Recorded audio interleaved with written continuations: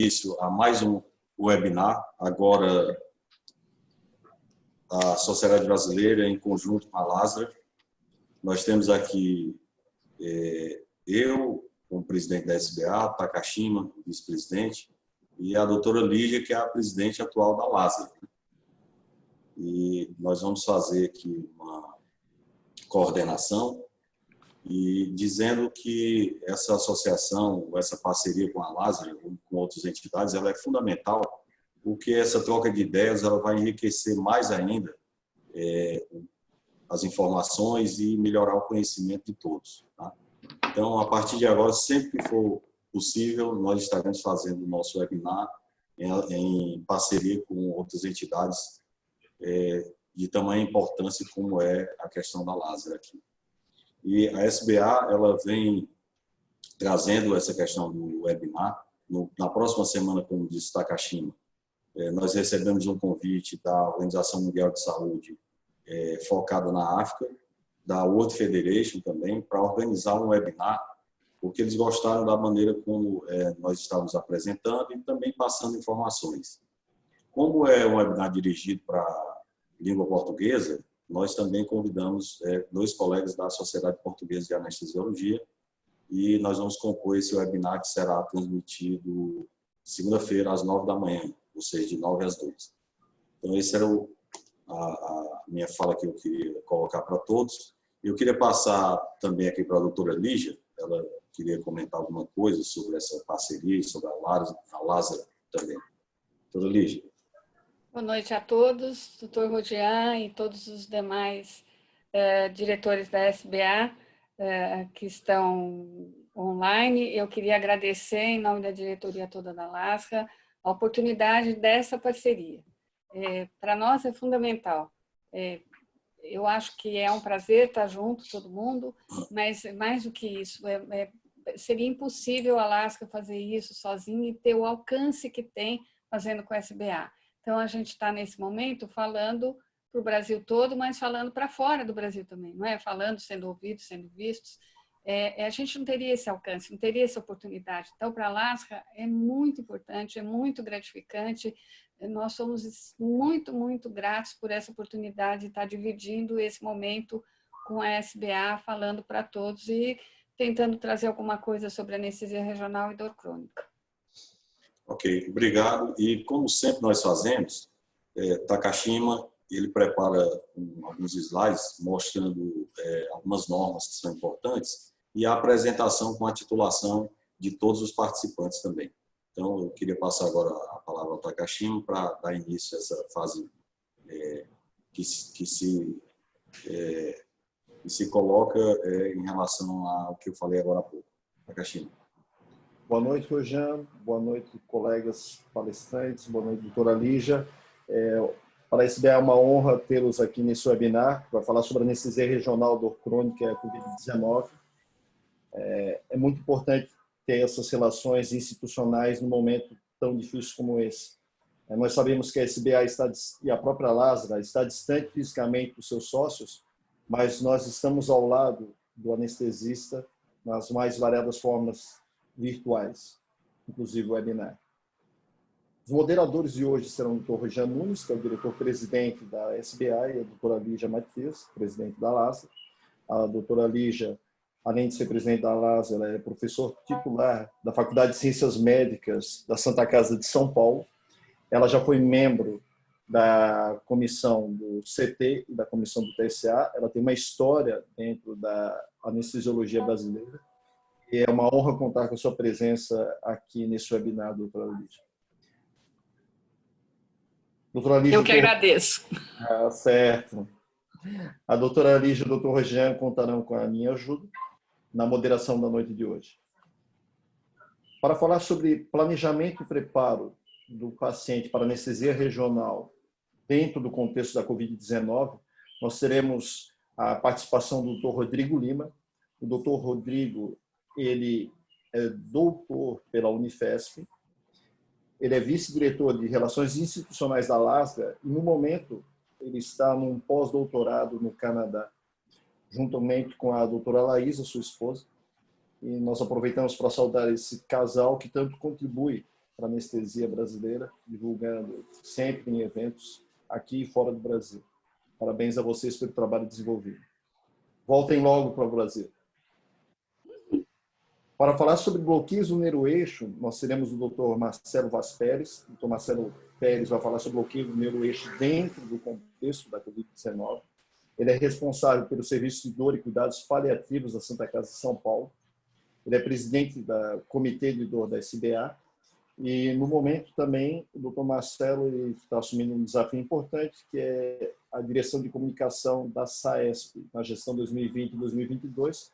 E aí nós aproveitamos para saudar, na figura da doutora Rita, toda a diretoria da SAESP, que está assumindo a SAESP pelos próximos 2 anos. Doutora Rita, parabéns pelo desafio. Sabemos que a SAESP está em boas mãos pelos próximos 2 anos.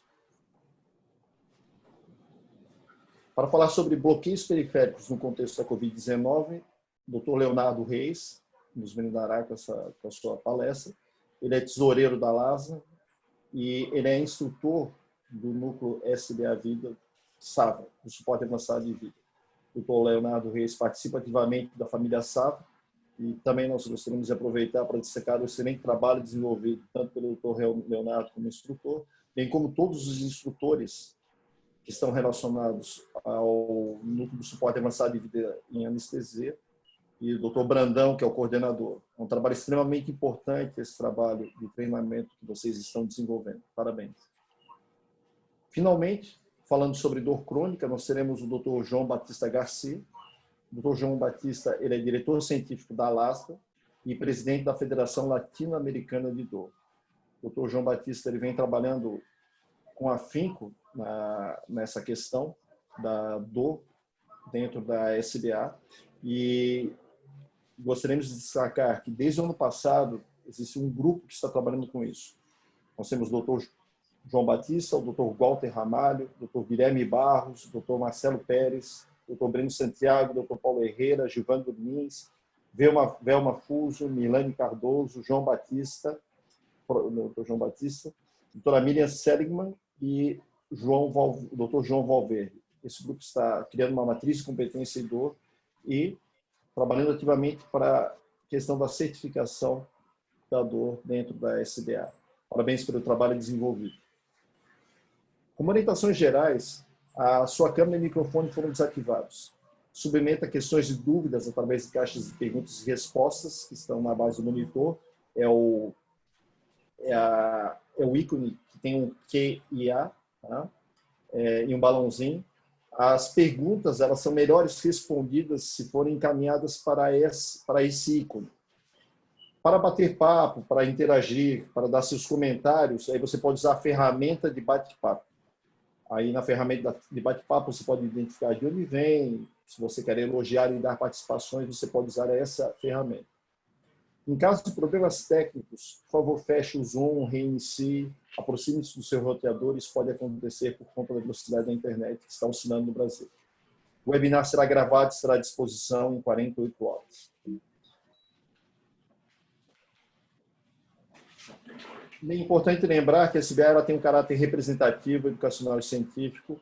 Essas orientações que estão sendo discutidas hoje, serão apresentadas, elas são recomendações, elas não substituem medidas do Conselho Federal de Medicina e de suas regionais, bem como o governo. Se você estiver vendo essa gravação no futuro, tenha em mente o caráter dinâmico da situação. Por favor, aproveite bem esse webinar. Passo a palavra de novo para o Dr. Rogério.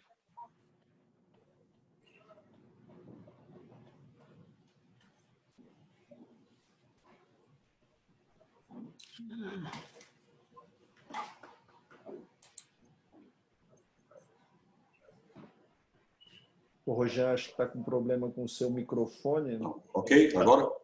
Ok. Bom, então, o primeiro palestrante será o Dr. Rodrigo Moreira de Lima. Ele está preparando só a apresentação dele para colocar na tela. Aí.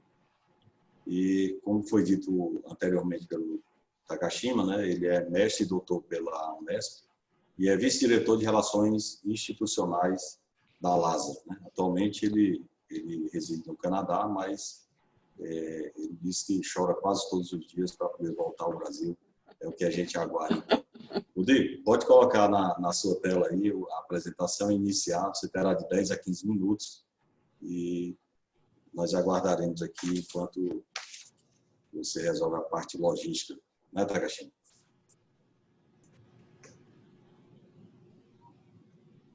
Ok, vocês estão vendo a minha tela? Isso, só o modo de apresentação. Ok, colocando modo de apresentação. Posso começar? Pode. Pode iniciar, Rodrigo. Ok. Então, primeiramente, eu queria agradecer ao Dr. Takashima pela introdução, ao Dr. Rogian. Só corrigir uma coisinha, Takashima. Eu sou doutor pela Unesp Botucatu, tá? Certo. Perfeito, sem problema nenhum. Agradecer a doutora Lígia também pelo convite, dizer que é uma honra estar aqui com essas pessoas, com esses colegas brilhantes que vão falar depois de mim. E a gente vai conversar um pouquinho sobre planejamento e preparo da anestesia regional frente ao Covid. Não tenho nenhum conflito de interesse com a apresentação. Então, vamos passar para o próximo slide aqui. Tem um probleminha para passar para o próximo. Então, a primeira coisa que a gente precisa fazer a pergunta para os nossos pacientes, para começar a preparação e planejamento da anestesia regional, é saber se a gente tem um resultado para ver se esse paciente foi testado, e se ele foi testado, se ele veio negativo, positivo, ou se esse teste ainda está sendo avaliado. Então, a gente tem que ver se ele está em investigação. E aí, se a gente tem o teste com resultado negativo, o que a gente vai fazer são os protocolos que a gente faz normalmente e que a gente fazia antes da pandemia, né? Então, a gente segue os guidelines preconizados tanto pela Sociedade Brasileira quanto pela Sociedade Americana, pela ASRA, pela ESRA. Agora, se esse paciente está suspeito ou ele fez o teste e o resultado ainda não saiu e você tem alguma indício clínico, a gente precisa tomar algumas precauções, dentre elas, precauções para gotículas. Então, eu acho que é interessante a gente discutir um pouquinho o COVID, e aí eu tive uma ideia de tentar trazer um caso clínico, para que a gente tente raciocinar em cima do caso clínico. Então, eu vou apresentar para vocês uma senhora, 60 anos, que tem como comorbidades tabagismo, etilista, diabética, fibrilação atrial e hipertensão. Ela foi testada e veio positiva para a COVID. Essa paciente mantém-se em ventilação espontânea. Esse é o raio-x dessa paciente, então mostrando um infiltrado pulmonar bilateral. Ela está monitorizada com uma saturação de oxigênio de 94%, com um catéter de 3 litros. E ela faz utilização de medicações losartana, enoxaparina e insulina. Essa paciente foi encaminhada para o serviço para uma cirurgia de emergência, para uma desobstrução de artéria tibial. Tá? Então, o que a gente precisa ver nesse paciente? A gente vai ter 3 opções. A gente pode fazer anestesia geral, né? Ou a gente pode fazer as anestesias regionais. Dentre elas, a gente tem os bloqueios centrais ou de neuroeixo ou os bloqueios de nervos periféricos. E o que a gente precisa raciocinar em cima disso, então? Se eu tentar e optar por anestesia geral, o que eu preciso me atentar para isso? Então, a gente tem que se atentar que a anestesia geral, ela é um procedimento que vai gerar aerossóis. Então, a gente aumenta a contaminação. Esses pacientes, normalmente, já têm um índice de hipóxia, então, eles podem deteriorar muito rapidamente. Vários estudos já demonstraram que o risco de intubação para os profissionais de saúde, o risco de contaminação é de 6,6 vezes maior do que aquelas pessoas que não têm esse tipo de procedimento, ou seja, intubação orotraqueal. Com relação à analgesia pós-operatória, ela também não é a melhor analgesia possível, né? A gente consegue utilizar opioides, analgésicos, mas a gente consegue ter uma analgesia melhor de outra forma. E, além disso, a gente pode ter também, dependendo das medicações que a gente utilizar, aumentar o risco de náusea e vômitos. E a gente sabe que se o paciente tosse ou se ele vomita, ele vai aumentar essa dispersão e essa geração de aerossol.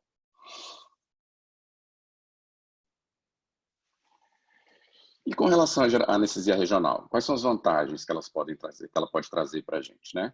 Então, a gente sabe que ela não é geradora de aerossol, tá? A gente consegue fazer uma redução de uso de opioides, você consegue, dependendo da técnica que você utilizar, redução de analgésicos, uma analgesia prolongada, reduzindo esses analgésicos e outros opioides também, posteriormente, porque esses pacientes com COVID positivo, eles já vêm com uma gama de medicações, né? Uma gama de medicamentos para diversas patologias, e mesmo para o tratamento, que ainda não está bem estabelecido, então tem várias frentes, e os artigos mostram para a gente que eles têm a técnica de anestesia regional apresenta evidências seguras que você pode realizar nesses pacientes. Se a gente for pensar em bloqueio de neuroeixo, então quais são as opções que a gente pode ter? Então a gente vai ter raquianestesia, o bloqueio peridural ou uma combinação dos dois, né? Só que se vocês lembrarem, quando eu falei do caso, essa paciente fazia uso de enoxaparina. Então, a mesma contraindicação que a gente tinha pré-Covid, a gente vai continuar tendo pós-Covid. Então, se essa paciente tem uso de Clexane ou de enoxaparina, a gente está contraindicado para fazer esse bloqueio. Lembrar que se a gente for fazer o bloqueio periférico, a gente tem que ver se são vasos compressíveis, porque essa paciente pode estar anticoagulada, mas a gente consegue, utilizando ultrassom, evitando punções vasculares, e a gente consegue fazer esse bloqueio periférico. Então, qual foi a opção nesta paciente? A opção foi um bloqueio ciático na fossa poplítea e um bloqueio do canal dos adutores, tá? E foi realizada a cirurgia sem complicações na paciente. Então, quais são as vantagens e o que a gente precisa fazer frente a um paciente COVID? Quando a gente escolhe uma anestesia regional, né? Então, o ideal é que a gente faça um registro desse paciente de forma clara, com todas as medicações que ele está sendo submetido. Tá? Por quê? Porque a gente precisa fazer uma avaliação geral desse paciente. Algumas das medicações de tratamento atualmente, tipo hidroxicloroquina, aumentam o intervalo QT. Então, esses pacientes, se já estiverem tomando outras medicações que também aumentem o intervalo QT, isso pode causar arritmias e até parada cardiorrespiratória. Então, a gente precisa conhecer as alterações tanto pulmonares quanto cardíacas, hematológicas, ou seja, esses pacientes, às vezes, eles têm trombocitopenia, tá? A gente sabe que eles têm um risco maior de apresentar tromboses, eles podem ter insuficiência renal, insuficiência hepática. Tá? A gente precisa pensar numa analgesia pós-operatória que o bloqueio vai dar melhor do que quando comparado a uma anestesia geral, dependendo do procedimento. E também, como a gente vai utilizar menos medicações anestésicas, a gente tem um risco menor de ter náuseas e vômitos. Então, diminuindo também essa dispersão de aerossol. E quais são os principais sintomas que a gente tem com relação ao COVID? Então, os estudos mostram que o primeiro principal sintoma relacionado é a febre, seguido pela tosse seca, fadiga, falta de ar, dor muscular, e em alguns casos a gente pode encontrar também náusea, vômito, diarreia e congestão nasal. Então, frente a uma anestesia regional, o que a gente precisa tomar cuidado? Então, relembrando o checklist que foi publicado pela SBA a semana retrasada, passada, foram 3 níveis de equipamentos de proteção individual. Então, para anestesia regional, doentes sem COVID, com abordagem de via aérea, ou doente suspeito confirmado, mas sem abordagem de via aérea, ou seja, a anestesia regional entra nessa classificação, a gente vai ter que usar roupas privativas descartáveis, propé impermeável, capa de proteção impermeável, máscara cirúrgica, óculos com proteção lateral ou face shield, touca e um par de luvas de punho alto. O próximo, que já é o equipamento de proteção individual avançado, são para doentes suspeitos e confirmados, COVID-19 com procedimentos invasivos. E o que vem a ser os procedimentos invasivos? Manipulação de via aérea, aspiração, broncoscopia, endoscopia digestiva alta, posições pronas. A gente utiliza as mesmas materiais de proteção individual. A diferença aqui é que a gente vai modificar 2 pares de luva de punho alto e máscara N95 ou PFF2. Tá? E o terceiro checklist é o avançado esterilizado, que são para pacientes suspeitos confirmados com COVID positivo, mais cirurgia de procedimentos estéreis. A diferença aqui é que a gente vai ter uma luva estéril e capote estéril. Tá? Então, frente a uma anestesia regional, a gente utiliza o primeiro checklist de equipamentos básicos. Isso é uma publicação que saiu agora em 2020, acho que uns 15 dias atrás, mostrando o índice de capacidade de remoção do filtro com relação às máscaras. Eu acho bem interessante mostrar isso, porque várias pessoas têm dúvida se a máscara cirúrgica, se é a FFP2, se é a N95, se é a FFP3. Então, aqui mostra bem qual é a diferença da FFP1. Então, ela tem 80% de capacidade de remoção de todas as partículas maiores ou iguais a 0,3 micrômetros, e FFP2, 94, N95, 95%, FFP3, 99%, e a N100, 99,97%. Então, você está lá no seu hospital e você é chamado para atender um paciente. O que você precisa fazer? O que a gente tem que fazer? Então, primeiro, preparar. Né? A gente precisa preparar esse paciente. Então, se ele está vindo de uma UTI, ele não está entubado, a gente prepara essa sala, porque a preparação, a indução, ou caso seja uma anestesia regional, e a recuperação desse paciente tem que ser no mesmo ambiente. Tá? Então, a gente precisa trazer esse paciente, vai fazer o procedimento e ele vai ser recuperado ali e depois ele volta para o mesmo local de onde ele veio, ou seja, UTI ou semi-intensiva. De preferência, a gente deve utilizar as técnicas preconizadas pelos guidelines, ou seja, utilização de ultrassom para evitar ou punção venosa ou lesão nervosa.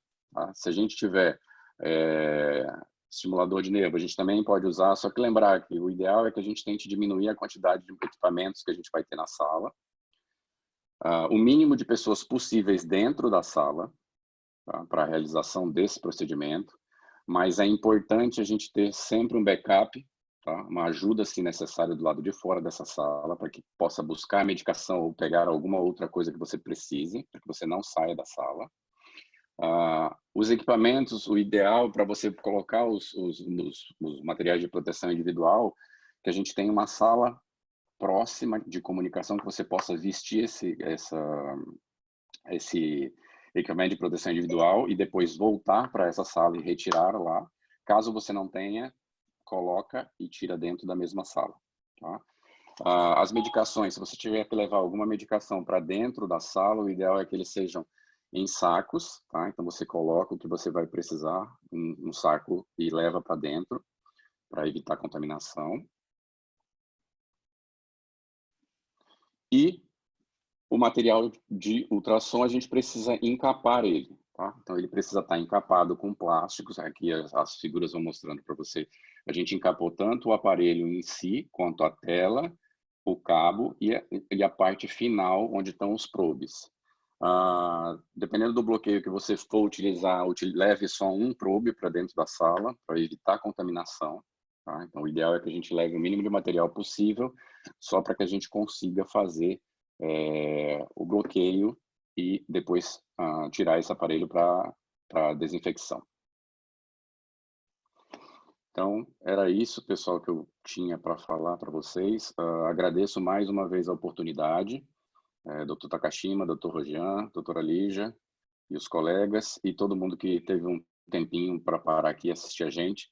Se vocês olharem esse QR Code, vocês podem tirar foto com um iPhone ou com um Android e tem uma pasta com todos os artigos que eu usei para a apresentação e a apresentação. Então, é uma pasta do Google Drive com os artigos, com os checklists da SBA e com a apresentação.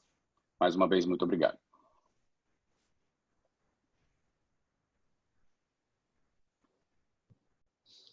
Ok, obrigado, Rodrigo. Doutora Lígia, com a palavra agora, o microfone. Só desabilitar o microfone. Eu que tenho que habilitar? Não, já habilitei, já está certo. Tá bom. Então, boa noite mais uma vez. Só para fazer uma complementação, porque eu que estou errada, eu não comuniquei a vocês, eu sou também coordenadora da anestesia da Promatre e do Grupo Santa Joana, para fazer jus aos colegas que me convidaram. Mas, enfim, quem vai falar agora é o Dr. Marcelo Vaz Pérez. Dr. Marcelo Vaz Pérez, primeiro, ele é um super parceiro, é um super meu amigo, mas ele, além do que já foi dito, ele é diretor de Relações Institucionais da Lasca. E está na Lasca há muito tempo, batalhando junto com a gente. É, como eu disse antes, um super parceiro. Marcelo, você já está aí? Marcelo, acho que ainda não está. Tá, Takashima? Eu estou aqui, muito obrigado pelo convite. É um prazer estar aqui na SBA junto à LASA, uma parceria de grande valia. Nós sempre procuramos fazer essa interação e poder falar de um assunto que está bem discutido, está bem em voga, que é o Covid na anestesia regional. Agradeço mais uma vez o convite ao pessoal que está se dedicando, assistindo à aula, né? E o que me coube falar aqui foi sobre a anestesia do neuroeixo. Como nós, antes de ter essa web, nós tivemos umas reuniões e decidimos o que nós poderíamos fazer para ajudar o colega no momento da anestesia regional.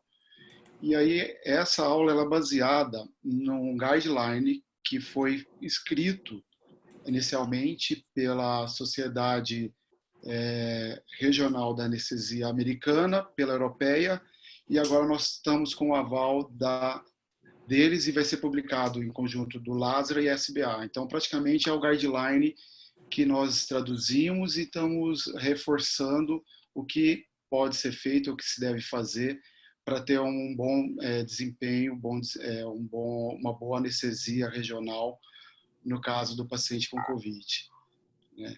Então, deixa eu só ver como é que tá meus slides aqui. Tá passando? Todo mundo tá vendo meus slides? Eu não estou vendo. Nem eu. Você colocou o slide final. Volta para o primeiro, Marcelo. Tem que voltar para o primeiro. Tá bom. Isso. Então, o bloqueio do neuroeixo, abordagem da cefaleia pós-punção no paciente com Covid, né? Então, são recomendações para realização de anestesia local regional durante a pandemia de Covid. Essas recomendações, elas foram baseadas não foram estudos, como a gente fala, bem desenhados, mas, na verdade, são mais observacionais, né? Então, até o presente momento, não existem evidências que contraindicam a anestesia regional, né?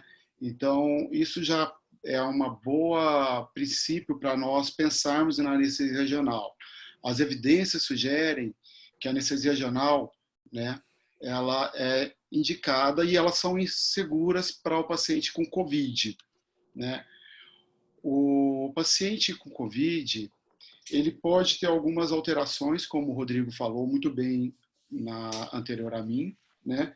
E essas alterações, por exemplo, uma trombocitopenia ou ele tem um efeito trombogênico, então esse paciente que pode estar tomando um anticoagulante, ele tem sempre que se questionado, fazer um bom pré-anestésico, ver quais as medicações que ele está tomando, e se ele estiver fazendo uso de anticoagulante, você vai ter que pedir os exames necessários para ver se a coagulação está tudo em ordem, está tudo certo. Nos pacientes com distúrbio de coagulação, né, se esse distúrbio ele está causando um sangramento, a indicação do bloqueio do neuroeixo é contraindicado, como no paciente com Covid, como aquele que não tem Covid, né? Esse trabalho aqui foi um estudo observacional de uma série de 17 casos que o pessoal de Wuhan fez e observou que durante a anestesia subaracnoídea no paciente gestante, elas tinham hipotensão. Mas lá nesse estudo, ele não diferencia se essas pacientes estavam com essa doença no estado moderado ou grave, né? Então, mas ele deixa um alerta para a gente ficar preparado para que, se ocorra hipotensão, a gente poder atuar o mais rápido possível. O COVID também foi isolado no líquido desses pacientes, então ele recomenda o não gorjetamento durante a anestesia subaracnoídea, porque pode haver uma dispersão desse vírus na sala, né?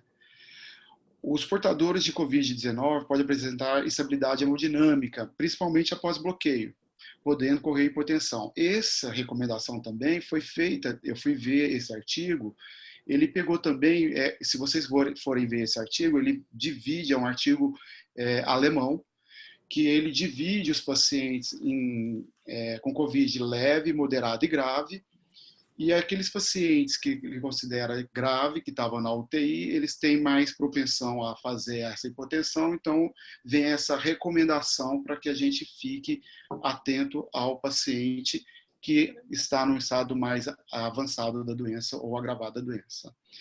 Uma coisa bastante importante, e aqui tem uma estrela no slide, é que a avaliação da instalação do bloqueio deve ser realizada e bem cuidadosa. Por quê? Porque se você não fizer um bloqueio legal, pode ser que você vai ter que fazer uma geral. Então, vale a pena fazer o bloqueio, fazer a avaliação, para que tenha uma anestesia perfeita e que você não tenha de converter ela para geral. Então, é fundamental a realização em ótimas condições, preferencialmente pelo anestesista mais experiente. Isso também é uma outra dica bem importante. Então, assim, não dá para colocar um paciente com COVID no estado grave e colocar um assistente ou um residente que tenha pouca habilidade para anestesia regional. Então, sempre pedir para o mais experiente fazer o bloqueio, e isso aumenta a taxa de sucesso. Então, a recomendação ela é bem prudente nesse item. A recuperação anestésica também, como o Rodrigo falou na aula anterior, ela deve ser feita, de preferência, na sala onde ocorreu a anestesia. E se ele for encaminhado para uma sala de recuperação, ele tem de ficar longe do paciente, no mínimo 2 metros, né?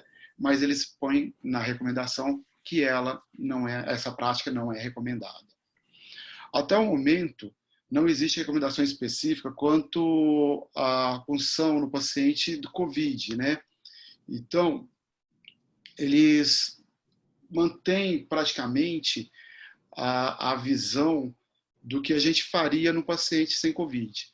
O uso de tampão sanguíneo, no caso da cefaleia pós-RAC, ele considera, para a gente pensar muito bem se vale a pena ou não fazer esse tipo de tratamento. Nós sabemos que o padrão ouro de tratamento de cefaleia, que é debilitante, né, cefaleia pós-punção, que é debilitante, é o tampão sanguíneo. Então, no caso do paciente COVID, ele acha que você pode tentar esperar, entrar com analgésico, principalmente à base de cafeína, né, e analgésicos comuns. E se ele puder esperar, porque geralmente essas cefaleias são autolimitantes, elas demoram até 10 dias. Agora, se ela tiver incapacitante ao paciente, é uma questão de discutir com o paciente, com a equipe toda, e assim pesar os prós e contras, e aí provavelmente você faz. Mas ele pede para postergar com medo de reinfecção. Eu abro um parênteses aqui nessa recomendação, porque quando teve o HIV, também pensou-se muito se a gente poderia levar mais vírus para o sistema nervoso central. Hoje nós estamos observando que o vírus do COVID ele está em todos os lugares, inclusive a cefaleia pós-punção pode ter diagnóstico diferencial com a meningite pelo COVID. Então, fica atento no diagnóstico diferencial, até mesmo na hemorragia subaracnoídea, na meningite ou no abscesso que possa ocorrer e que não é um problema de uma fístula licórica, né? Então, nós temos que fazer o diagnóstico diferencial disso, né? O bloqueio do gânglio esfenopalatino, que está tão em moda na anestesia regional e na cefaleia pós-punção, ele é contraindicado absolutamente, porque quem já fez ele sabe muito bem que ao colocar o swab intranasal, ele provoca tosse, ele provoca espirro, então isso produz aerossóis, que vai aumentar a chance de transmissão de Covid para todo mundo. Então, esse bloqueio do esfenopalatino não deve ser realizado na rotina desses pacientes. Existe o bloqueio do occipital maior, também descrito para melhorar a cefaleia pós-punção, né? E ele tem uma boa indicação, ele é fácil de ser feito, pode ser feito, aí com todos os cuidados, como o Rodrigo falou anteriormente, de cobrir o probe, cobrir o ultrassom, né, para fazer esse bloqueio. Né? E pode ser tentado também esse bloqueio.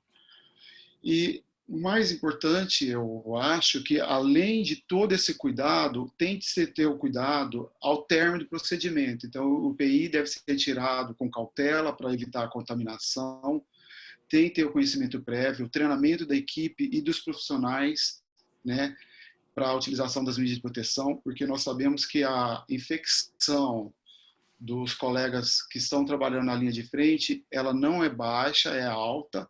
Então, a gente tem que ficar o tempo todo atento para que não possamos contaminar. Achou, fez anestesia, deu tudo certo, e aí, estou bem. Não. Nesse momento, dobre-se atenção para não fazer a contaminação dos colegas e a própria contaminação. Né? E aqui eu coloco um artigo que a próxima revista nossa, brasileira, vai fazer um especial sobre Covid, e aí eu convido vocês a verem essa especial, que ele coloca sobre a anestesia espinhal, a anestesia subaracnoide no paciente com Covid, e ele coloca as contraindicações relativas absolutas para a anestesia subaracnoide são exatamente as mesmas para o paciente com Covid e sem Covid.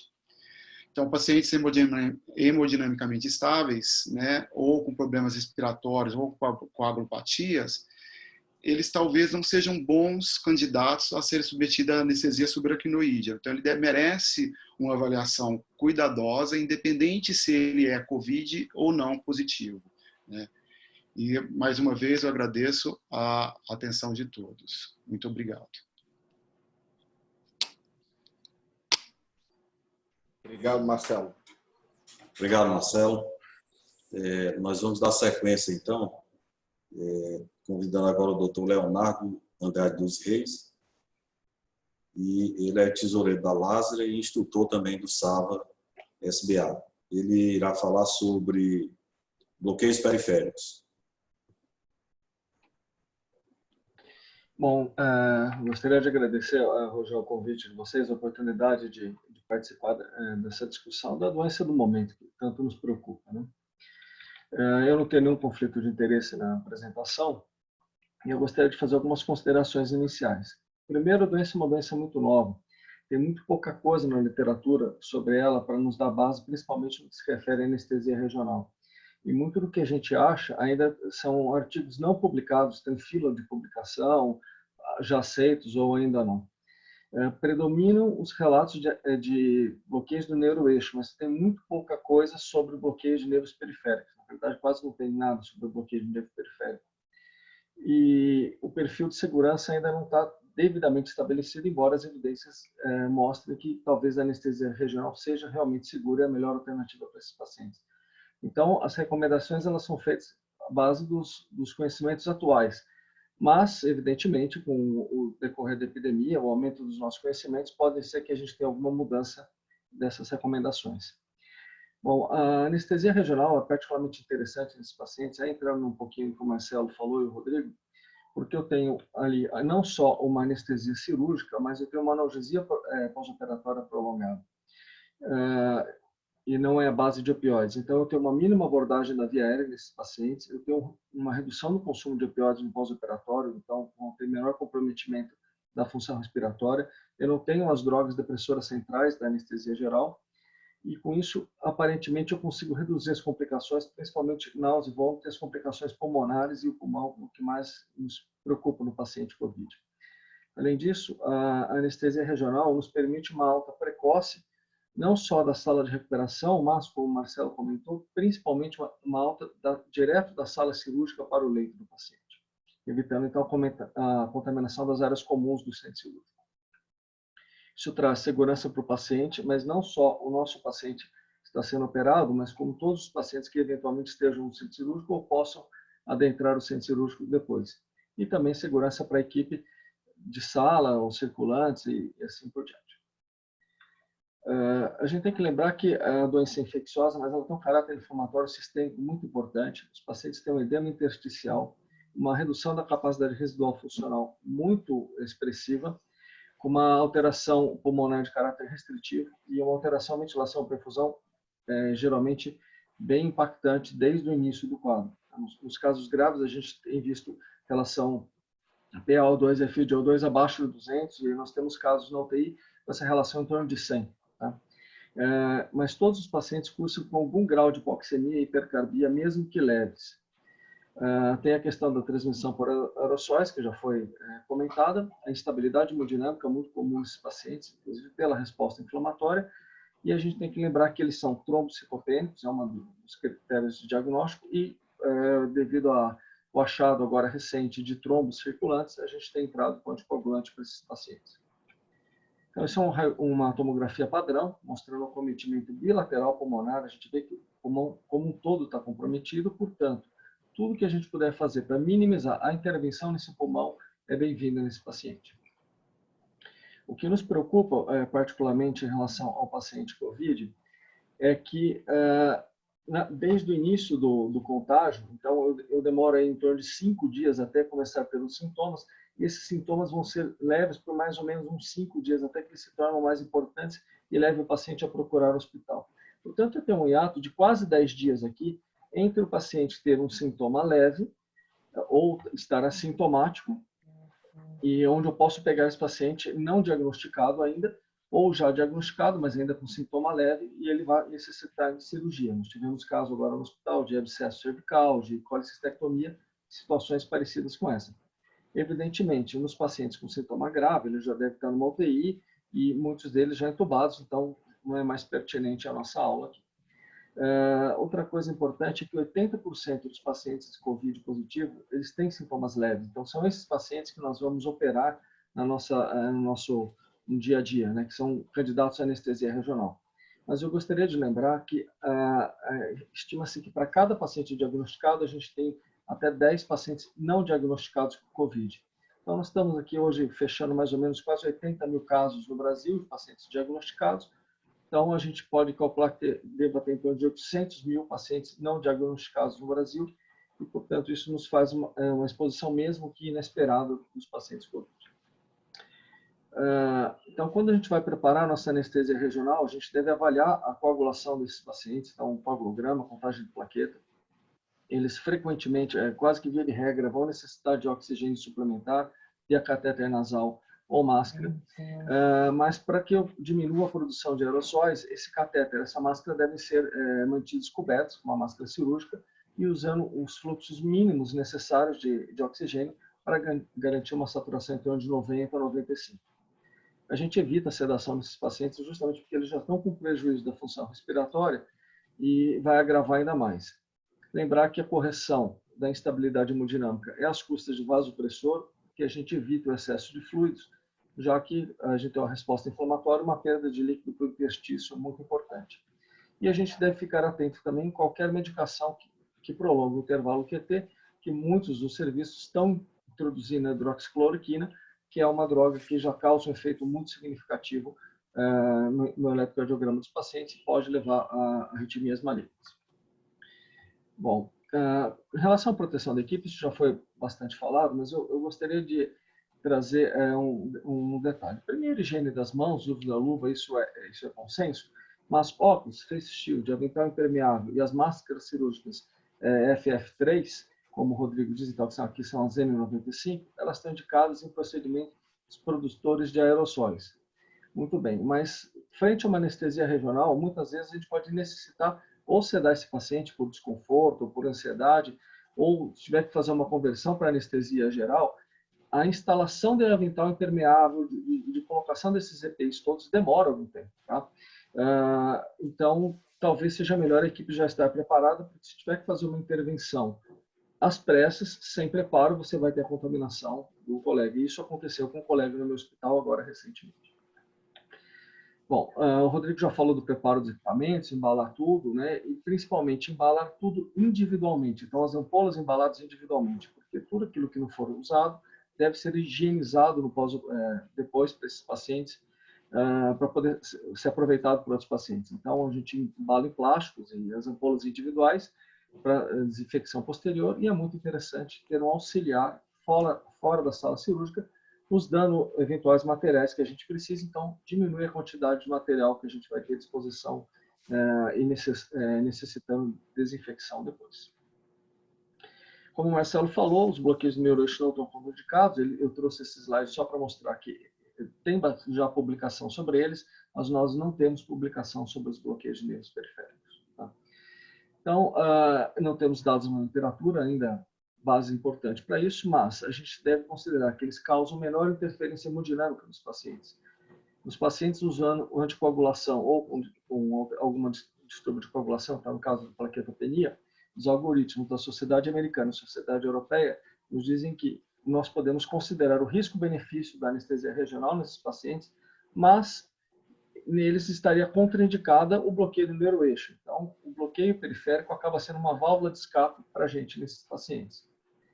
Eles têm menor comprometimento ventilatório, esses bloqueios periféricos, mas podem necessitar sedação e oxigênio suplementar nos pacientes mais ansiosos, e isso deve ser avaliado com cuidado. Atenção especial aos bloqueios proximais do plexo braquial, então, principalmente o interescalênico, mas o supraclavicular também pode levar à paralisia do frênico, e a mesma coisa com os bloqueios do plexo cervical, e aí seria uma tragédia, porque você ia comprometer definitivamente a função respiratória por muitas horas e pode levar a uma descompensação grave do paciente. Então, esses bloqueios, eu acho que eles não devem ser realizados no paciente COVID. Essa publicação aqui traz, então, um questionamento do autor que o COVID afeta o sistema nervoso central. Isso levaria, então, a uma doença de sistema nervoso central, seria uma contraindicação relativa ao bloqueio do neuroeixo. Ela não é uma contraindicação absoluta.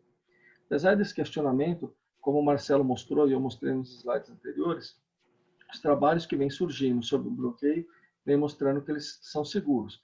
Se o bloqueio do neuroeixo é seguro, possivelmente o bloqueio periférico também é seguro, deve ser até mais seguro que o bloqueio do neuroeixo, mas ainda precisam mais estudos para nos dar esse padrão de segurança. Infelizmente, a gente não tem tempo para isso, os pacientes estão chegando, aí a gente precisa tomar uma decisão.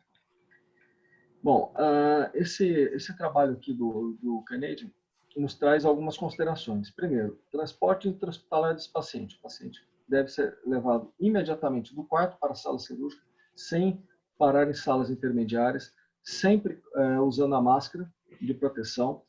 O anestesista deve ser o mais experiente, principalmente em bloqueio periférico, que tem maior chance de falha, e a gente usar todos os recursos disponíveis para melhorar a qualidade desse bloqueio. Ultrassom, neuroestimulador e assim por diante. Checar adequadamente a instalação do bloqueio antes de liberar a cirurgia para evitar a necessidade de sedação profunda desse paciente. E aqui no item 2, vocês vão poder observar que o autor já fala da proteção mínima, né? Mas pode usar, ele já abre a precedente para usar a máscara N95 devido àquela questão de eventual falha de bloqueio e necessidade de conversão. E depois, recuperação em sala cirúrgica, da onde o paciente volta diretamente para o quarto. Muito bom. Esse trabalho é muito interessante, onde os autores pegaram 49 pacientes que foram submetidos a raquianestesia, então 49 pacientes COVID positivos confirmados que foram submetidos a raquianestesia. Todas as pacientes necessitaram de suplementação de O2 por via catéter. Apesar da instabilidade hemodinâmica que a gente vê nesses pacientes, elas mantiveram pressão, frequência cardíaca e saturação estáveis. Esses pacientes foram manipulados por 44 anestesistas diferentes, sendo 68 do sexo feminino. Nenhum anestesista tinha parente com com Covid, então, nenhum caso na família, e não tinha conhecimento de contato prévio com paciente Covid. No entanto, 5 adquiriram a doença, e desses 5, 4 estavam usando a máscara padrão, a máscara cirúrgica, o PF1, e apenas uma usava a PF3, então, tipo N95. Então, o risco relativo foi de 95,3. Então, apesar da recomendação da máscara PF1 para bloqueios periféricos, talvez a máscara N95 seja o ideal. Mas chama atenção também que, mesmo usando essa máscara, um anestesista se contaminou. Possivelmente, ou ele contaminou algum material que ele manuseou depois da retirada dos EPIs. Então, por exemplo, pegou a caneta e usou a mesma caneta sem proteção depois e se contaminou, ou manuseou o celular, ou se contaminou na retirada dos EPIs. Então, é importante a gente prestar muita atenção nisso. E aquela caneta de sala deve ser desinfectada, o celular a gente não usa, ou coloca numa embalagem, num saquinho, e depois, para não contaminar, isso a gente não se recontaminar depois. Bom, a conclusão é que a anestesia regional parece sim ser a melhor opção no paciente COVID positivo, principalmente os bloqueios periféricos, porque nos resolve a questão da anticoagulação. Mas, para que a gente tenha algum benefício, a gente deve minimizar a sedação desse paciente, para não ter comprometimento ventilatório, para a gente não ter que suplementar oxigênio. E até foi uma pergunta aqui no chat, se a gente ventila esse paciente com máscara. Não, a gente não ventila esse paciente com máscara facial, se você precisar abordar a via aérea. Então, a intubação, portanto, usar uma sedação mínima. Cuidados com a proteção pessoal. Eu, particularmente, acho que a gente, se tem um diagnóstico de COVID positivo, a gente já deve partir com uma proteção maior, com a paramentação completa. Cuidado na seleção da técnica anestésica, porque se eu vou usar o bloqueio periférico como uma técnica única, eu preciso cobrir toda a área de analgesia. Não posso ter falha desse bloqueio. Então, eu preciso ter uma boa, não só uma boa realização do bloqueio, mas uma boa indicação de que bloqueio eu vou fazer para aquele paciente. Sempre com o anestesista mais experiente e usando os equipamentos disponíveis, ultrassom, neuroestimulador, assim por diante. Após o bloqueio, a gente deve aguardar a latência, verificar a instalação adequada e só então liberar o paciente para a cirurgia. Cuidado no transporte intra-hospitalar desse paciente, lembrando que o ideal é que ele seja removido depois diretamente da sala cirúrgica para o leito, e nisso a anestesia regional com bloqueio periférico se presta muito bem, porque tem mínima interferência ventilatória e hemodinâmica, e sempre estar atento à possibilidade de pacientes serem COVID positivos, então naqueles que não têm o diagnóstico, mas que a gente pode ter pacientes não diagnosticados. Nós tivemos 2 casos recentes no serviço. Assim, pacientes que chegaram sem diagnóstico, e o diagnóstico foi feito já com eles em sala cirúrgica, um exame que um deles foi uma tomografia que chegou, que mostrava vidro fosco, e felizmente a equipe estava protegida. Era isso, muito obrigado. Obrigado, Léo. Parabéns pela palestra. Agora... Obrigado. Doutora Lígia, pode apresentar o próximo palestrante. Não. Bom, agora nós vamos passar para uma outra fase. Nós não, né? Eles falaram sobre bloqueios regionais e agora nós vamos ter o professor Dr. João Batista Garcia, que vai abordar o tema COVID e pacientes com dor crônica, que é extremamente importante. O Dr. João Batista, ele é responsável pelo serviço de dor e cuidados paliativos do Hospital Universitário da Universidade Federal do Maranhão e do Hospital de Câncer do Maranhão, além de, ou principalmente, né, presidente da Federação Latino-Americana de Dor e diretor científico da LASCA, além de, obviamente, ser também um grande amigo meu e parceiro. João?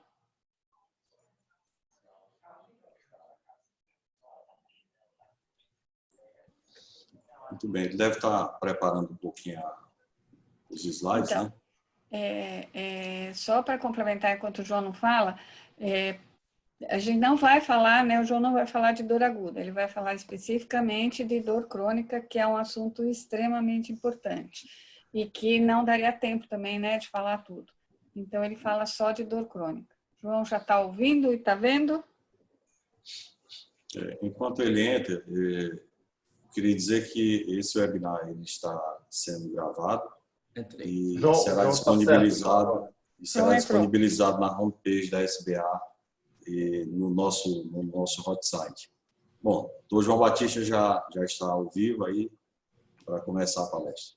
Eu queria agradecer essa oportunidade de poder discutir esse assunto com vocês e agradeço à SBA e ao Lázaro por poder estar por este momento, um momento de muita honra. E por que a gente precisa discutir dor crônica no meio dessa pandemia, né? Primeiro, porque a dor crônica ela é um dos problemas que mais aflige pessoas com doenças ameaçadoras de vida. Então, se vocês olharem esse relatório da Comissão Lancet, agora recente, de 2017, antes da pandemia, vocês vão ver que a dor incomoda muito mais do que ansiedade, do que depressão, do que náusea, vômito e dificuldade de respirar. Então, isso é um dado que chama muita atenção. Além do que, se a gente for olhar, por exemplo, para a prevalência de dor crônica no Brasil, nós temos hoje uma média de 40% de dor crônica no país. Então, isso para uma população de 200 milhões de habitantes significa que 80 milhões de pessoas têm dor crônica. E isso é um número muito grande. E a maioria dessas pessoas são idosos, são pessoas que têm câncer, e no Brasil nós temos uma previsão de mais de 600 mil novos pacientes com câncer por ano, né? E desses, a maior parte deles vai ter dor em algum momento, e dor intensa no final da vida.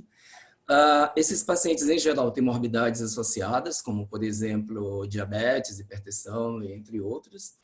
E, então, isso configura que os pacientes com dor crônica são pacientes de risco, já que eles têm todo esse conjunto, né, de morbidades associadas, de poder ter doenças imunossupressoras. Com o Covid, nós tivemos muitas mudanças no atendimento e isso impactou demais no atendimento dos pacientes com dor crônica em ambulatórios, em hospitais, em consultórios. Isso precisa ser bem pensado. E antes de eu entrar nas recomendações em relação ao paciente com dor crônica, eu queria falar de algumas questões que envolvem a dor crônica e o Covid, como, por exemplo, a imunossupressão, né? Então, a dor por si é imunossupressora. Tá? E junto com as morbidades, como diabetes, o aumento da idade, isso, que também tem potencial de imunossupressão, eles todos juntos podem aumentar o risco de Covid. Né? E aqui entra a questão dos opioides, já que a maioria dos nossos pacientes com dor crônica, pelo menos que tem câncer, por exemplo, usam opioides.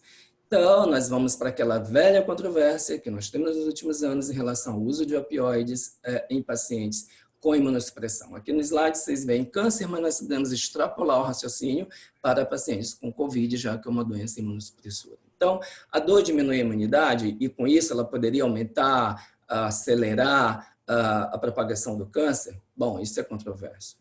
Da mesma forma, os opioides, eles podem reduzir a imunidade, nós temos vários estudos que mostram isso, do ponto de vista bioquímico e genético, enfim, tem vários estudos mostrando que isso é possível, principalmente estudos experimentais, e isso, então, poderia diminuir a nossa resistência e facilitar a disseminação do câncer. Por outro lado, se os opioides podem reduzir a dor, eles podem melhorar a imunidade e, então, diminuir a possibilidade do paciente ter câncer. Então, isso continua controverso e a orientação para o tratamento do câncer, por exemplo, até hoje, é tratar a dor de maneira não só por uma questão humanitária, mas por todas essas questões que eu acabo de colocar aqui.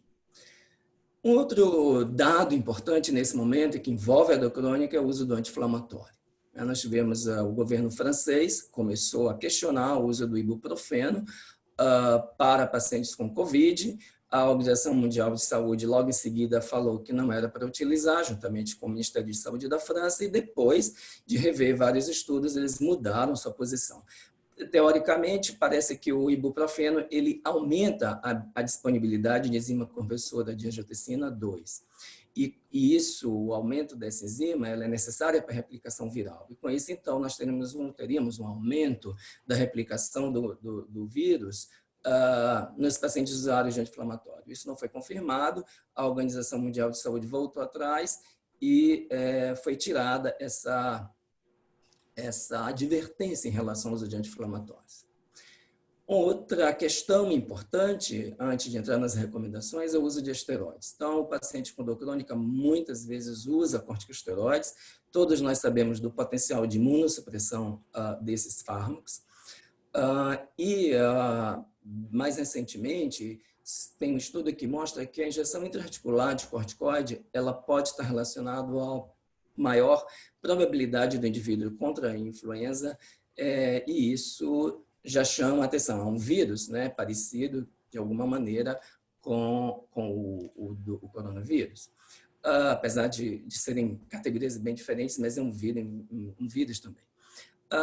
A metilprednisolona é um dos opioides mais utilizados em bloqueios em pacientes com dor crônica no mundo. E nós sabemos, por exemplo, que 80 miligramas de metilprednisolona pode gerar uma imunossupressão que pode durar até 4 semanas. Isso é muito significante.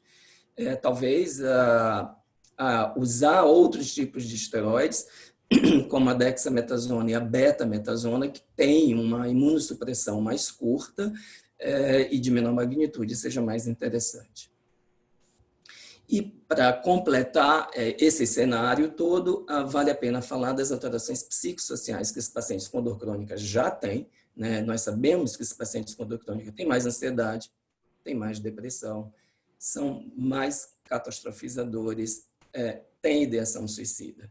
E com o Covid, isso só piorou, porque tem isolamento social, tem o estigma associado, perda de identidade, né? O paciente fica muito tempo sozinho, o estresse financeiro. Então, tudo isso junto faz com que esse momento de Covid e dor crônica tenha um impacto biopsicossocial extremamente contundente nos pacientes. Vamos, então, às recomendações. O que nós podemos recomendar em relação às visitas ambulatoriais dos nossos pacientes com dor? Então, nós estamos evitando, e essa é a recomendação internacional, evitar mesmo as visitas presenciais, né, as consultas presenciais. É claro que você vai ter que analisar caso a caso, vai ter paciente que vai precisar de uma visita, né, e isso vai depender muito de como você categoriza a dor, se o paciente tem uma dor de forte intensidade, uma descompensação que você não consegue resolver, a não ser conversando e examinando ele pessoalmente. Então, essa necessidade tem que ser avaliada e muito bem avaliada para evitar a exposição, tanto sua quanto do próprio paciente de via no sistema de saúde. Muitos estudos falam em testar antes o paciente de um contato, isso está muito longe da nossa realidade. Não temos testes suficientes para isso, não só para visitas, mas para procedimentos. O ideal é que, se você achar que realmente precisa de uma visita presencial, você tome todas as precauções necessárias que já foram faladas, e que são universais agora durante essa pandemia. O que nós temos utilizado de uma maneira muito mais fortemente nesse momento é a telemedicina. Então, nós não tínhamos a regulamentação para a telemedicina no Brasil como está agora, né? Foi preciso uma modificação. Os Estados Unidos fizeram a mesma coisa, o Reino Unido fizeram a mesma coisa, vários países reviram rapidamente suas regulamentações para que nós pudéssemos, então, atender os nossos pacientes através de telefones, de tablets, de computadores, e assim interagirmos com eles. Nem sempre isso é fácil. No nosso serviço, no hospital universitário, nós temos dificuldades, só conseguimos alcançar 50% dos pacientes. Nem sempre é possível, tem muitas barreiras ainda para a telemedicina. E eu queria chamar a atenção, porque essa resolução saiu na semana passada, dia 23 agora, da prescrição eletrônica. Então, o Conselho Federal de Medicina regulamentou a prescrição eletrônica para receituários simples, receituários controlados, atestados e relatórios médicos. Eu trouxe aqui do lado, está bem cheio, mas é o texto ipsiliter, como está no site do CFM. Então, nós vamos poder prescrever, inclusive prescrever medicamentos controlados eletronicamente. É claro que tem um passo a passo, eu sugiro que todo mundo veja isso junto com o seu conselho, mas isso é um avanço, porque nós podemos, assim, facilitar com que o nosso paciente tenha acesso à medicação, né? Você vai ter que ter uma validação digital da sua assinatura e todo, então, como eu falei, um passo a passo. Vale a pena entrar no site e ver. Ainda sobre as recomendações, uma recomendação bem controversa, que pode gerar controvérsia, né, é o uso dos opioides. A recomendação internacional é que a primeira prescrição seja presencial, e toda vez que você vai mudar os opioides também, seria interessante que fosse presencial, mas nem sempre isso é possível, e houve uma mudança na regra, inclusive no CDC americano, em vários países, com extensão do tempo da prescrição, com entrega de receitas em casa, ou entrega de receitas nos consultórios, as pessoas indo só buscar receita, enfim. Por exemplo, aqui no meu estado, a FEME, que é a farmácia do governo que dispensa medicações controladas para dor, duplicou o prazo. Então, se era para 3 meses, vai ser para 6 meses. Tá? O consentimento informado para o uso de opioides é obrigatório no Brasil, apesar de não ser feito sistematicamente. Em todos os países é obrigatório, e aí se sugere que seja feito por videochamada, né, e todos os esclarecimentos sejam feitos, de preferência. Temos que tomar cuidado com o copo químico, que é justamente o uso do opioide para outras situações que não a dor, e nesse momento é bem possível para ansiedade, para alteração do sono, e não é para isso que se usa opioide. E algo que chama muito a atenção são as síndromes de abstinência, né? Então, nós não podemos deixar que os nossos pacientes que estão usando opioides fiquem sem opioide, vão ao pronto-socorro e sejam expostos por síndrome de abstinência. Isso realmente é extremamente desumano e antiético. Nós precisamos prestar atenção também nas apresentações transdérmicas de opioides, naqueles pacientes que fazem febre, porque isso pode aumentar a disponibilidade, a concentração plasmática desses fármacos, e nós podemos ter mais efeitos adversos. Se vocês perguntam sobre preferência de opioides, nós não temos uma resposta na literatura nesse momento. O que nós podemos dizer é que, de acordo com estudos animais, existem alguns opioides que têm menos impacto na imunidade, como, por exemplo, a buprenorfina, o tramadol, a oxicodona. Então, talvez uma possibilidade, uma direção nesse sentido seria interessante. Ainda em recomendações, vamos voltar para os anti-inflamatórios, né? Nós não temos nenhuma restrição ao uso de anti-inflamatório por causa do Covid, exceto as tradicionais, claro, se ele tiver deficiência renal, por exemplo. Né? E tem que lembrar que o anti-inflamatório pode mascarar febres e mialgias, e aí você precisa orientar o seu paciente que, se ele começar a ter mialgia e febre usando anti-inflamatório, ele precisa conversar com você, porque pode ser um quadro de Covid, se ele ainda não tiver. Evitar o uso de esteroides no máximo que você puder, se for imprescindível, usar uma menor dose, né? Ou por outras vias, como, por exemplo, uma injeção transforaminal, translaminar para uma lombalgia, né? Lembrar que o uso concomitante de benzodiazepínicos e opioides, nesse momento que os pacientes estão com uma vigilância mais reduzida, é importante, porque nós podemos ter problemas com isso. E vale a pena uma chamada também por canabinoides. Muitas pessoas estão dizendo que os canabinoides são indicados porque melhoram a imunossupressão. Não é nada disso. Os canabinoides têm efeito anti-inflamatório, mas eles são imunossupressores. Há estudos que mostram maior risco de infecção, de 30% a mais de pneumonia e de infecção viral com o uso de canabinoide. E para concluir, ou quase concluir, né, os procedimentos intervencionistas em dor. Então, a ideia e a recomendação é suspender tudo que foi eletivo, claro, analisando caso a caso. Tem paciente que não dá para suspender, você vai ter que sempre botar risco e benefício numa balança, e você pode dividir os procedimentos em urgentes, como, por exemplo, um indivíduo que tem uma bomba intratecal, parou de funcionar, tem que fazer um refil, não tem jeito. Você vai ter que ver esse paciente, na esmagadora maioria das vezes, da mesma maneira se tiver um eletrodo de neuromodulação, um eletrodo peridural, e que tiver mal funcionante, e que você não conseguir resolver isso com ele, né, por telefone remotamente. Procedimentos semi-urgentes, como bloqueios neurolíticos em câncer, né, paciente com dificuldade de controle da dor, ou então paciente com uma hérnia discal que você não consegue controlar com medicação, não está conseguindo fazer fisioterapia nesse momento, ou então uma cefaleia que precisa de um bloqueio do nervo occipital, e porque não melhora de jeito nenhum. Então, esses são procedimentos que podem ser considerados. Sempre evitar sedar, né, justamente para não correr risco de manipular a via aérea, e todos os cuidados de proteção que já foram falados para os bloqueios pelas pessoas que me antecederam. Não podia deixar de falar aqui sobre o manejo biopsicossocial, né? Então, nós temos que ter uma visão de que é importante agir sobre essa questão. A telemedicina é a ferramenta que pode ser utilizada através de plataformas interativas, de áudio, de vídeo. É possível fazer terapia cognitivo-comportamental, mindfulness, técnicas de relaxamento através de telemedicina, apps, links, etc. E podemos também encorajar os nossos pacientes a fazer exercícios físicos em casa, higienizar o sono, ter hora para dormir, para acordar, uma alimentação saudável de tal maneira que possa melhorar essa parte biopsicossocial. E concluindo, eu queria dizer que os nossos pacientes com dor crônica são pacientes de maior risco para a COVID, sim, por tudo que eu já falei. Nós temos que garantir a continuidade do tratamento dos nossos pacientes, seria realmente extremamente desumano não fazer isso. Temos que nos adaptar a usar a telemedicina de alguma maneira nesse momento, porque ela nos ajuda. Não esquecer do suporte biopsicossocial, avaliar de uma forma bem judiciosa a necessidade de realizar procedimentos e fazer diagnóstico diferencial. Nem tudo é COVID, né? O paciente pode ter febre, dor torácica, por exemplo, e ser uma neoplasia. Então, a gente precisa estar atento para isso, para poder ajudar os nossos pacientes. Muito obrigado. Obrigado, João.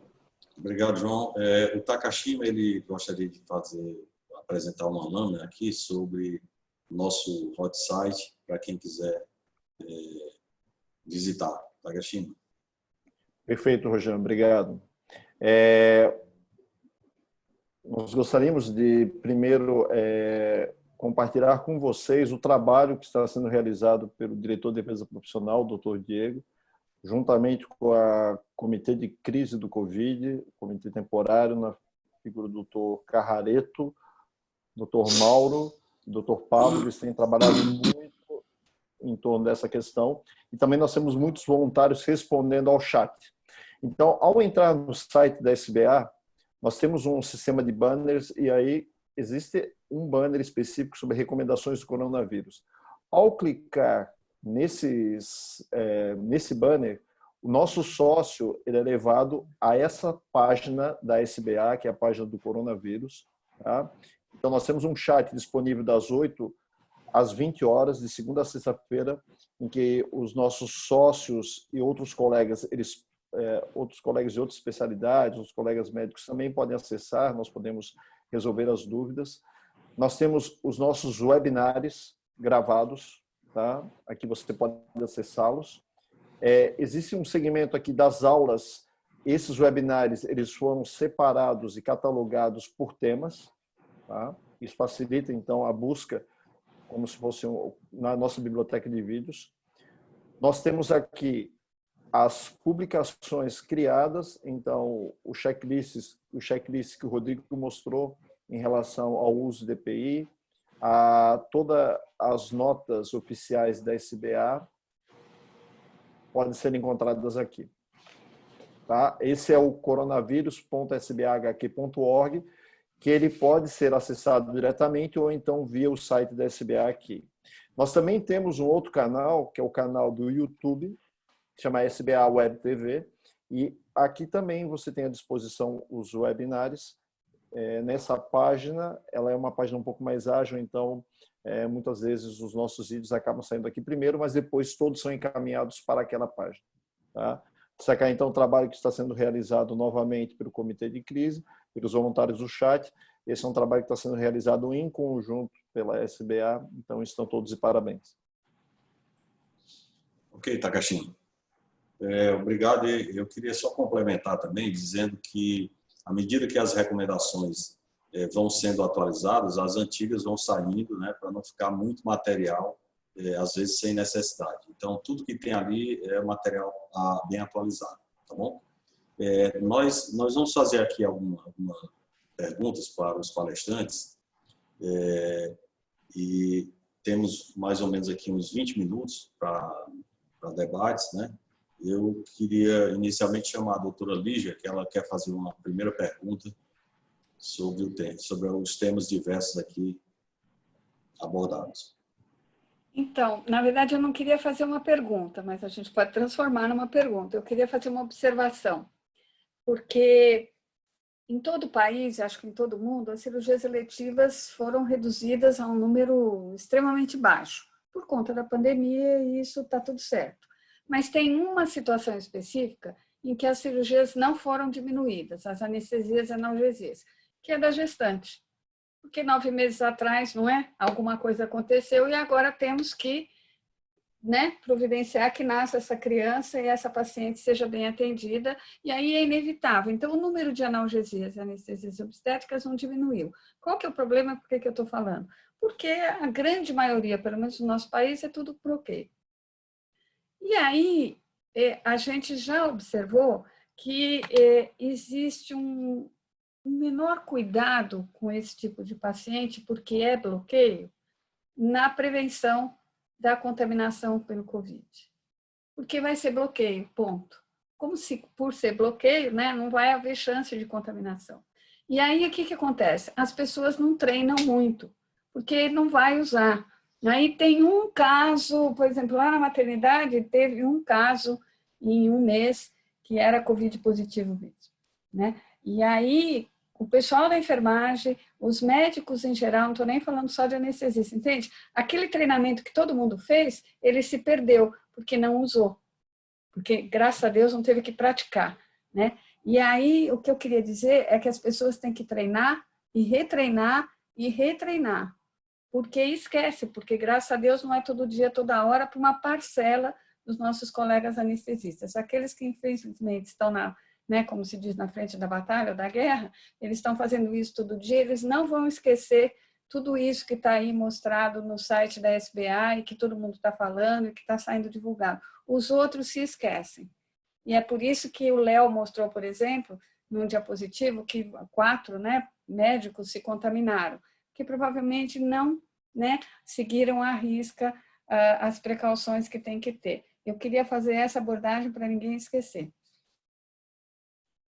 Ok, essa abordagem é interessante porque muitos questionamentos eles vêm até sendo repetitivos, porque, veja só, aqui tem um perguntando se é realmente necessário o uso da paramentação completa para a realização de bloqueio do nervo periférico, né? Ou seja, já foi respondido aqui, eu estou só colocando para frisar bem algumas dúvidas que existem, né? Mas tem uma pergunta aqui do Jaime Marques, eu não sei onde é o local, de onde ele é, queria agradecer a participação dele, que ele diz o seguinte: durante anestesias condutivas, mesmo que não haja manipulação de vias aéreas, além do uso de máscara cirúrgica N95 ou N95 pelo paciente, é necessário algum cuidado adicional quanto à fumaça gerada pelo uso do bisturi elétrico. Ou seja, na verdade, a pergunta dele foi o seguinte: a fumaça gerada do bisturi elétrico, ela é importante fonte de contaminação? Essa pergunta eu deixo aqui em aberto, se alguém quiser responder. Hoje ele é de Recife, só para constar. Pronto, então, quase conterrâneo nosso aqui. Rogério, eu vi um artigo sobre isso agora, recente. Parece que existe exposição de partículas virais. A gente não sabe só se elas são ativas ou não, se isso é capaz de desencadear a doença ou não. Mas, enquanto não tem resposta, é melhor a gente se paramentar, porque os relatos de colegas se contaminando nos vários hospitais é muito grande, né? E aquele caso, por exemplo, que eu trouxe do trabalho lá do Canadian, foi mais de 10% dos anestesistas que contaminaram. Então, eu acho que a gente deve considerar isso, porque talvez ao longo da pandemia isso vai começar a desfalcar as equipes também, né? Isso é importante, Leonardo, porque a gente vem acompanhando, junto com a Anvisa e com outras sociedades de especialidades, vários grupos que são formados, inclusive uma nota que vai sair da Anvisa essa semana, agora, provavelmente no início da semana. Nós estamos participando através da SBA, e o que a gente tem observado é uma tendência das recomendações a protegerem ao máximo a quem está no fronte lá em relação à anestesia e cirurgia, certo? Então, essa é uma tendência, por quê? Porque, como já foi colocado recentemente aqui por vocês, essa questão da avaliação do número de infectados baseado no teste ela é muito menor do que o número de infectados que existe na verdade, né? Tanto que muitas estatísticas hoje elas colocam uma análise muito melhor em relação à letalidade do que propriamente o número de casos que são apresentados baseado no teste, né? Dá uma ideia melhor em relação a isso aí. Eu queria saber se a doutora Lígia ou o Takashima tem alguma pergunta que pensaram aí dos colegas. Rojan, uma pergunta que tem sido feita por vários participantes é em relação aos distúrbios de coagulação, a plaquetopenia, se isso guarda de relação direta com a gravidade da doença ou, eventualmente, num caso leve, isso pode se manifestar. É um cuidado realmente que é necessário ter, essa correlação entre gravidade de doença e esse distúrbio. Se alguém tem experiência, se alguém poderia responder. Essa é uma boa pergunta, porque o que tem se colocado que talvez seja uma síndrome muito mais de hipercoagulabilidade, né? De subcoagulação. Então, é uma dúvida que todos nós temos. O que vale a pena é pedir os exames antes de fazer o procedimento, né?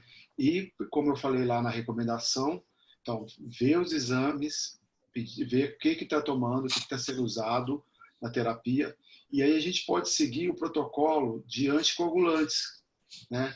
Que nós já temos.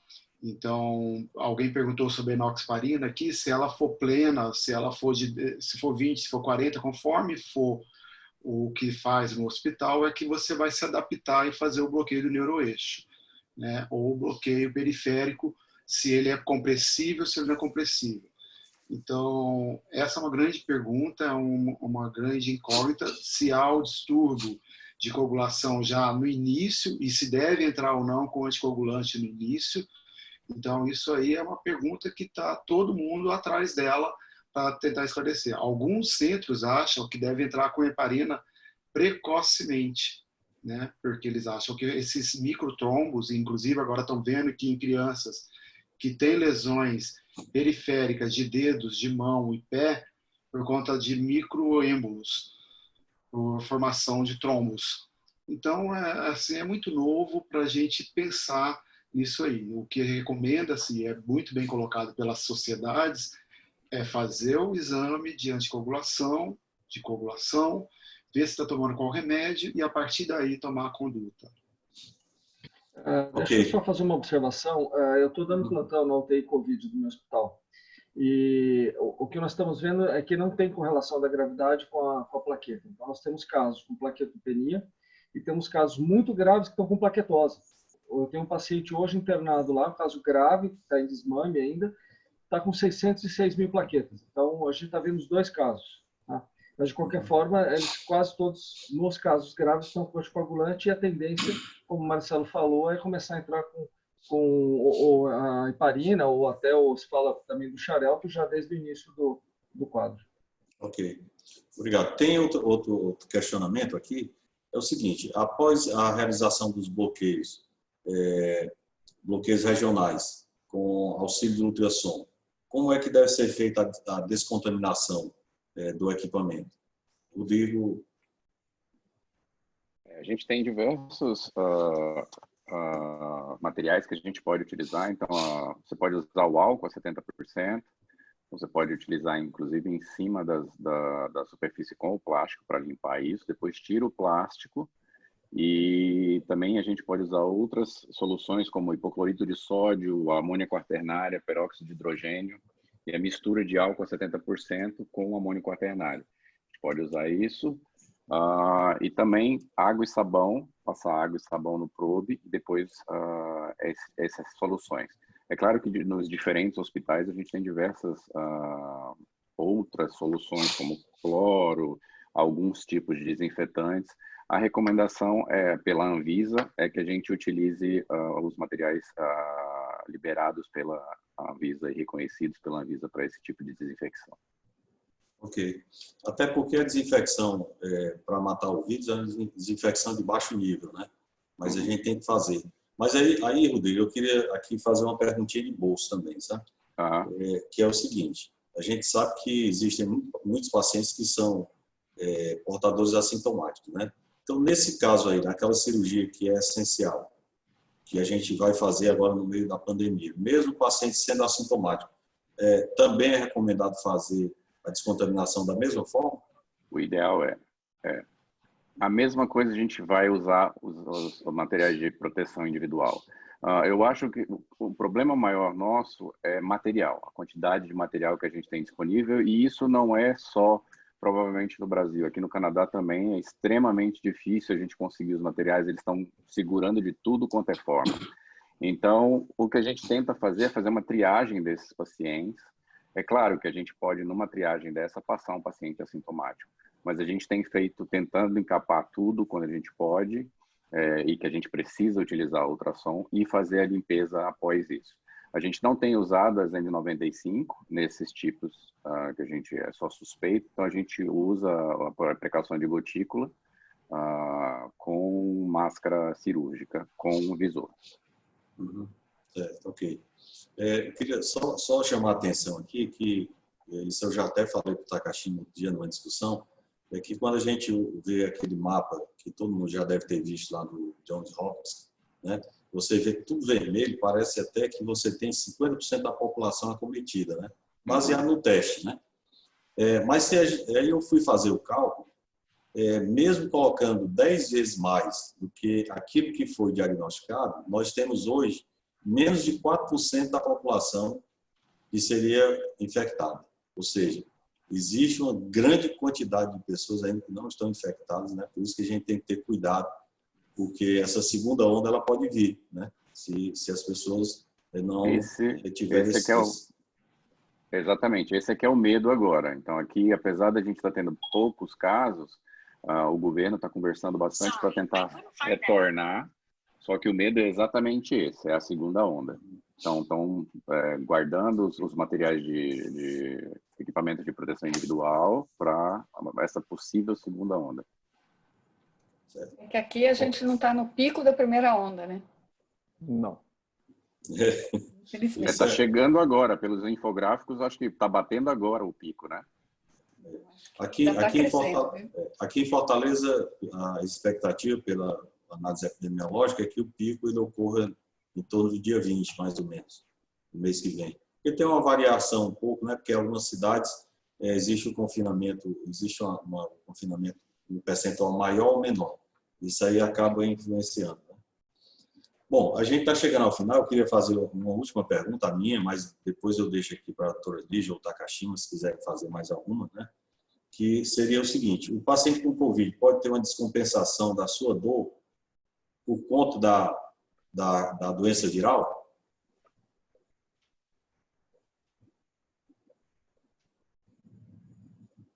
Eu tenho um paciente aqui na Santa Casa de dor crônica e ela teve Covid, mas ela não foi para grave. E ela ligou, mandou WhatsApp, que eles têm meu telefone, perguntando o que ela deveria fazer. Eu mantive as medicações para ela, foi um caso único.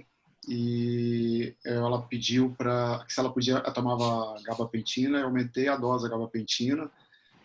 Mas foi tudo bem. Então, até tem umas perguntas aqui sobre miosite, sobre dor numa fase mais avançada. O que essa paciente mesmo, a Doralice, ela teve no início e com bastante mialgia positiva. E a gente aumentou a dose, ela melhorou e também ela passou. Ela não desenvolveu o caso grave, né? E ela é confirmada. Então, a gente está ainda muito cru para poder falar alguma coisa mais baseada em evidências científicas. Né? Ok. João Batista quer complementar. Isso que a gente pode dizer é assim, que o paciente com Covid, ele pode ter, sim, descompensação, já. Ele pode ter dor pela própria virose, né? Ele pode ter mialgias. Ele pode ter dor porque ele fica muito tempo na cama, muito tempo acamado, então ele pode ter dor articular, dor de coluna, dor de tecidos moles, né? E ele também pode ter mais dor por causa da questão psíquica, do comportamento biopsicossocial. Então, a ansiedade que ele está vivendo, a depressão, potencializa e ele pode ter mais dor crônica. Então, aí nós já temos motivo de sobra para descompensar, né? E um terceiro motivo para descompensar é a falta de medicamento. Ok. Engraçado, tem um ex-professor meu que ele disse o seguinte, que potencialização é quando você tem 2 mais 2 igual a 6, né? Ou seja, você tem a dor da virose, mais a dor da dor crônica, mas as duas não vão ser exatamente uma mais a outra. Acaba sempre havendo essa potencialização. Por isso que a gente falou em descompensação aqui na pergunta, né? Entendeu? Eu queria passar a palavra à doutora Lígia, o Takashima. Tem presente também o Diego aqui, o Marcos Albuquerque, se eles quiserem falar alguma coisa. Da minha parte, os questionamentos que foram colocados, eu fiz todos. Eu queria passar para eles a palavra, começando com a doutora Lígia, que é a única mulher, então ela tem prioridade aqui. Sem dúvida. Muito agradecida. Está perfumada? Não é? Tá Sentimos perfumada. aqui o perfume da doutora Lígia. Para quem entrou depois, é porque eu fiz um comentário logo no começo que a gente, como mulher, sempre se arruma e que eu, pelo hábito, passei perfume. E daí que eu me toquei que eu estava num webinar, nada a ver. Só para entender. Não, gente, eu não tenho nada a observar, a não ser de novo agradecer a oportunidade de estar junto com todos. Está sendo uma experiência que eu acho que para a LASRA é extremamente importante, essa parceria com a SBA. Muito agradecida. Nós agradecemos também. Takashima. Roger, eu acredito muito no poder das instituições, da sociedade organizada para enfrentar as dificuldades. E como tu falou, a questão da potencialização, eu acho que a soma das ações da SBA e da LASRA sempre não é 1 mais 1 é igual a 2, 1 mais 1 é igual a 4, é igual a 5. Realmente, olha, muito obrigado por essa parceria. E destacar que, dentro do que o João falou em relação à telemedicina, a SBA, na quarta-feira, irá organizar um webinar sobre esse tema, junto com Só quem apareceu aqui, ó. Bem-vindo ao... E na quarta-feira, então, um webinar sobre telemedicina com a presença da AMB e do CFM. É um tema extremamente importante, como o João colocou. Nós temos que nos posicionar também em relação a isso. Muito obrigado. Ok, eu queria agradecer a participação de todos, né, dar uma boa noite aqui à Laís também, que sempre colabora enormemente com a gente. É um casal nota amigo que tem aí. Sempre está, além da atualização, sempre tem uma participação brilhante, né? O Leonardo Reis, Marcelo Vaz, pessoa que sempre está colaborando, a doutora Lígia também. Ou seja, todo mundo tem um perfil que sempre engrandece a sociedade das quais participam, né? Seja a SBA, seja a LASRA, seja qualquer outra entidade que eles entrem, sempre vão abrilhantar. Sociedade Canadense de Anestesia agora. Em breve a parceria. Canadense agora, né? Em breve a parceria, Takashima, né, professor? Tranquilo. E agradecer a participação de todos vocês. Espero que a SBA conte sempre com essa imensa participação científica de todos. E isso aí só gera um engrandecimento das entidades e também melhora o resultado daquilo que nós pretendemos fazer em relação a todos os nossos pacientes. Tá? Então, muito obrigado em nome da SBA. Até um próximo webinar que não seja muito distante. Provavelmente vai ser mais... Segunda-feira, às 9 da manhã, também temos outra atividade, né? Segunda-feira, então, de manhã, das 9 ao meio-dia e quarta-feira, das 8 às 10. Temos atividade semana que vem. Tá? Um abraço a todos, então. Obrigado. Um abraço, muito obrigado. Um abraço a todo mundo. Tá.